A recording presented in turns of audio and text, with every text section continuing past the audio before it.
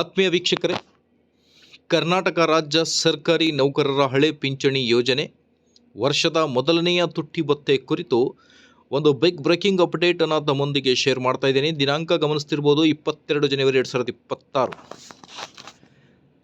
ವೀಕ್ಷಕರೇ, ವಿಡಿಯೋನ ಸ್ಟಾರ್ಟ್ ಮಾಡೋಣ. ಅದಕ್ಕಿಂತ ಮುಂಚೆ ನೀವು ಕೊಡುವ ಒಂದೇ ಒಂದು ಲೈಕ್ ನಮಗೆ ಸಪೋರ್ಟ್ ಆಗಿರುತ್ತೆ. ದಯಮಾಡಿ ವಿಡಿಯೋನ ಲೈಕ್ ಮಾಡಿ, ಅದರ ಜೊತೆಗೆ ನಮ್ಮ ಯೂಟ್ಯೂಬ್ ಚಾನಲನ್ನು ಕೂಡ ಸಬ್ಸ್ಕ್ರೈಬ್ ಮಾಡಿಕೊಳ್ಳಿ. NPS to OPS ಕರ್ನಾಟಕದ ಸರ್ಕಾರಿ ನೌಕರರ ಪ್ರಮುಖ ಬೇಡಿಕೆ. NPS ರದ್ದುಗೊಳಿಸಿ OPS ಪುನರ್ ಸ್ಥಾಪನೆ ಮಾಡಬೇಕು ಎಂಬ ರಾಜ್ಯ ಸರ್ಕಾರಿ ನೌಕರರು ಸರ್ಕಾರದ ಮೇಲೆ ಒತ್ತಡ ಹಾಕುತ್ತಿದ್ದಾರೆ. 2023ರ ವಿಧಾನಸಭೆ ಚುನಾವಣೆ ಪ್ರಣಾಳಿಕೆಯಲ್ಲಿ ಕಾಂಗ್ರೆಸ್ ಈ ಕುರಿತು ಸರ್ಕಾರಿ ನೌಕರರಿಗೆ ಭರವಸೆ ಕೂಡ ಕೊಟ್ಟಿತ್ತು. ವಿವಿಧ ರಾಜ್ಯಗಳಲ್ಲಿ ಈಗಾಗಲೇ ಹಳೆ ಪಿಂಚಣಿ ಯೋಜನೆಯನ್ನು ಮರುಜಾರಿಗೊಳಿಸಲಾಗಿದೆ. ಈ ಮಾದರಿಯಲ್ಲಿಯೇ ಕರ್ನಾಟಕದಲ್ಲಿಯೂ ಅದನ್ನು ಜಾರಿಗೆ ತರಬೇಕು ಎಂಬುದು ನೌಕರರ ಆಗ್ರಹವಾಗಿದೆ.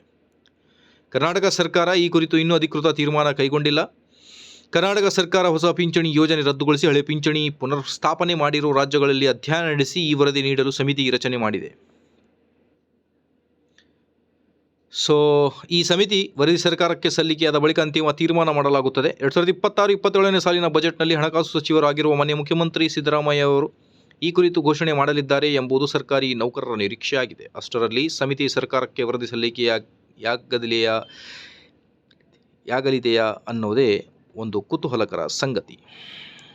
ಆದಷ್ಟು ಬೇಗ ನಮ್ಮ ರಾಜ್ಯ ಸರ್ಕಾರಿ ನೌಕರರಿಗೆ ಹಳೆ ಪಿಂಚಣಿ ಯೋಜನೆ ಜಾರಿಯಾಗಲಿ. ವರ್ಷದ ಮೊದಲನೆಯ ತುಟ್ಟಿ ಭತ್ಯೆ ಕುರಿತು ಏನಿದೆ ಮಾಹಿತಿ ಅಂತ ನೋಡ್ತಾ ಬಂದರೆ, AICPI ಸೂಚ್ಯಂಕ ಆಧಾರದ ಮೇಲೆ ಕೇಂದ್ರ ನೌಕರರಿಗೆ 2% DA ಏರಿಕೆ ಆಗಬಹುದು ಅನ್ನೋದ್ರ ಬಗ್ಗೆ ಅಂದಾಜಿಸಲಾಗಿದೆ. ಹಾಗಿದ್ದಲ್ಲಿ ನಮ್ಮ ರಾಜ್ಯ ಸರ್ಕಾರಿ ನೌಕರರು ಕೂಡ 2% DA ಏರಿಕೆಯಾಗಲಿ. ಮಾಹಿತಿ ಇಷ್ಟದಲ್ಲಿ like, share and subscribe friends. Thank you so much.